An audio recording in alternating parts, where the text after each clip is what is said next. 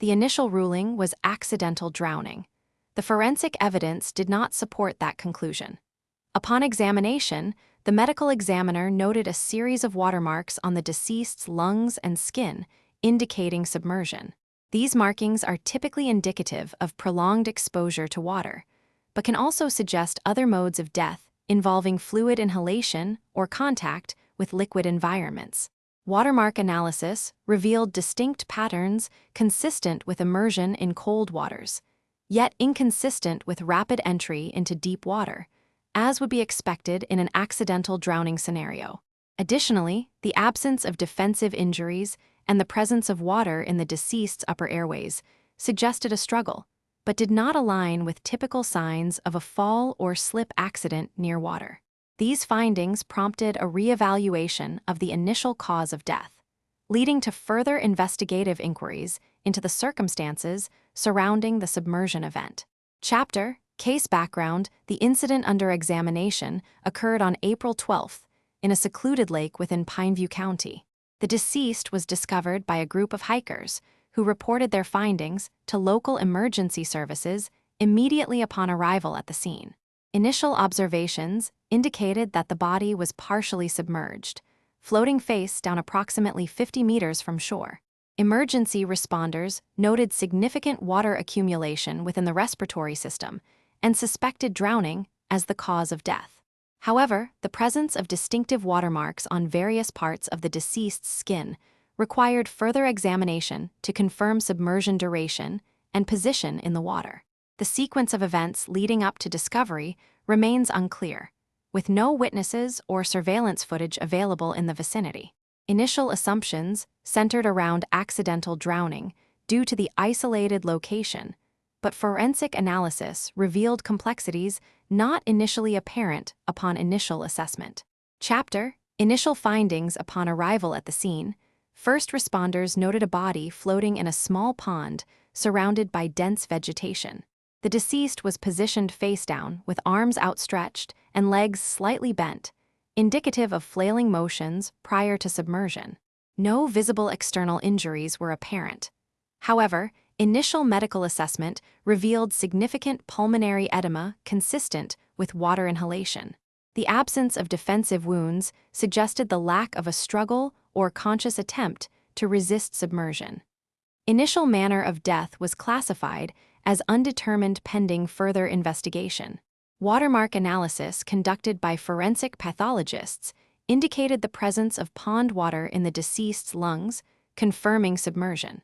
This finding, coupled with the positioning and condition of the body, prompted an extensive examination for additional evidence that could clarify the circumstances surrounding the incident. Chapter: Forensic investigation. Upon arrival at the aquatic site, investigators meticulously documented the location and condition of the deceased, noting positioning relative to water depth and current patterns. Water samples were collected for analysis, with particular focus on salinity and pH levels indicative of potential contaminants.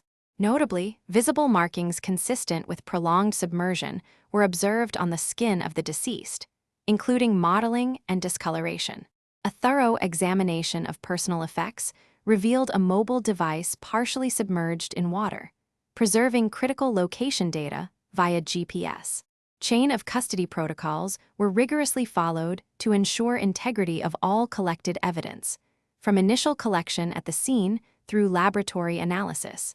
Absent from the immediate vicinity was any trace of external trauma or defensive wounds, suggesting natural causes for the submersion event. Watermark analysis was conducted to determine the presence of water-specific markers indicative of submersion in various tissue samples collected from the deceased. Chemical assays and immunoassays were utilized, including enzyme-linked immunosorbent assay, ELISA, for detection of aquatic biomarkers such as chlorides and hemoglobin degradation products. Histological examination revealed cellular edema consistent with acute fluid exposure.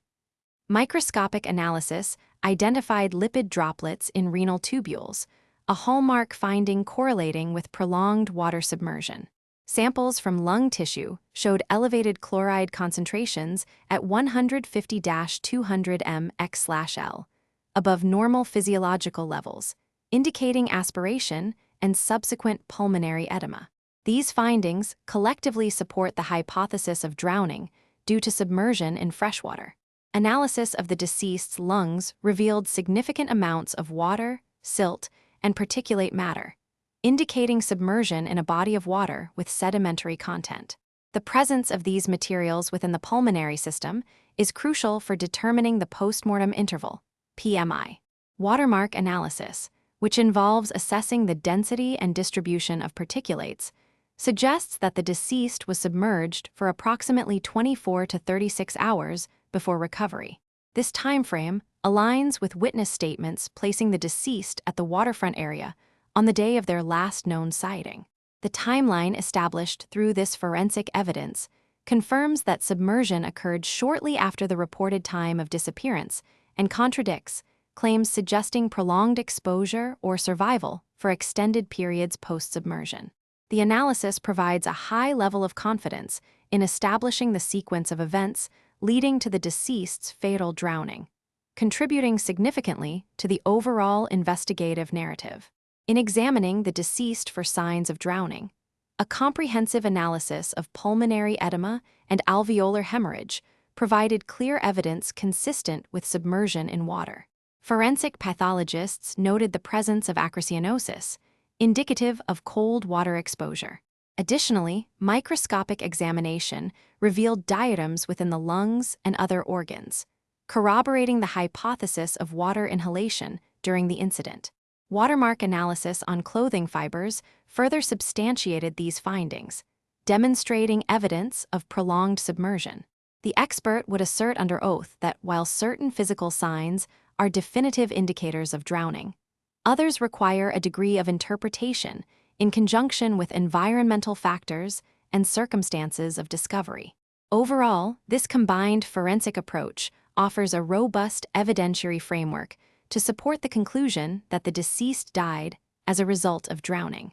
Chapter Resolution. The final determination in this case is that the deceased met their demise through drowning as evidenced by the presence of significant amounts of water in the lungs, indicative of submersion. Upon further analysis, a meticulous examination of microscopic air bubbles and chemical markers present within the pulmonary tissues provided corroborative evidence supporting this conclusion. Initial assessments were based on surface-level observations and the known circumstances surrounding the incident, which suggested an accidental drowning event. However, during subsequent phases of investigation, including the examination of watermarks on clothing and skin, a more nuanced understanding emerged. Watermark analysis revealed unique patterns consistent with prolonged submersion, indicating that the deceased was submerged for an extended period. These findings, alongside toxicological reports revealing no signs of alcohol or drugs in the system, shifted our perspective from accidental to potential foul play involving forced submersion. The evidence thus solidified the conclusion that the manner of death is now classified as undetermined pending further investigation into environmental and circumstantial factors. Watermark analysis in drowning cases provides critical evidence of submersion duration and depth, offering insights into the timeline and circumstances surrounding the incident. This case underscores the importance of interdisciplinary approaches in forensic investigations, integrating environmental science with traditional autopsy findings. The file remains open.